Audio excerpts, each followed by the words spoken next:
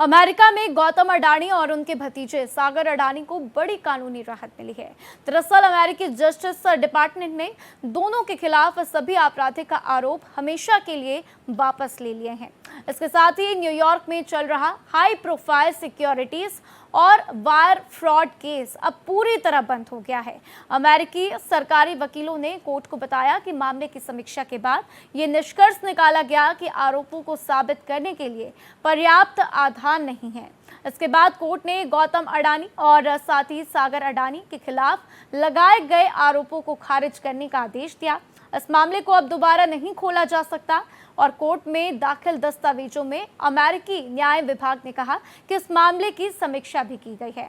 कानूनी अधिकार का इस्तेमाल करते हुए न्याय विभाग ने यह फैसला किया है कि अब इन व्यक्तियों के खिलाफ आपराधिक आरोपों पर और संसाधन खर्च नहीं किए जाएंगे।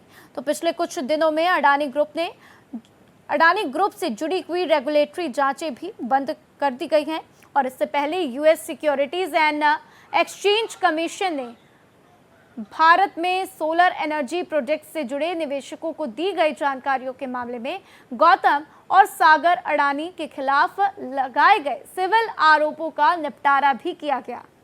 तो कोर्ट दस्तावेजों के मुताबिक गौतम ने 6 मिलियन और सागर ने $12 मिलियन देने पर सहमति दी थी। हालांकि दोनों ने किसी भी गलत काम को ना तो स्वीकार किया और ना ही उससे इनकार किया। इसके बाद अमेरिकी वित्त विभाग के विदेशी संपत्ति नियंत्रण दफ्तर ने एलपीजी आयात में ईरान पर लगे अमेरिकी प्रतिबंधों के उल्लंघन से जुड़े आरोपों का भी निपटारा कर दिया। तो इसमें अडानी समूह ने $275 मिलियन देने पर सहमति जताई थी। इसके साथ ही आपको बता दें कि अडानी ग्रुप के वकील और जो डोनाल्ड ट्रंप के पर्सनल वकील भी हैं, उन्होंने पिछले महीने कहा कि उनके क्लाइंट यूएस में $10 बिलियन निवेश करना चाहते हैं, लेकिन केस चलने तक ऐसा नहीं कर सके। इसके साथ ही जांच में सहयोग और सक्रिय रूप से जानकारी साझा करने की बात भी सामने आई।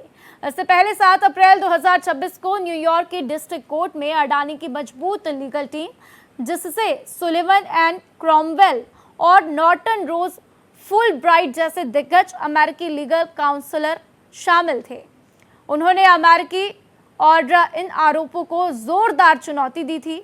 वकीलों ने दलील दी थी कि यह मामला पूरी तरह भारतीय नागरिकों और भारत में हुए कथित घटनाक्रम से जुड़ा है, जिस पर अमेरिकी प्रतिभूति कानूनों का कोई आवश्यक अधिकार क्षेत्र नहीं बनता है।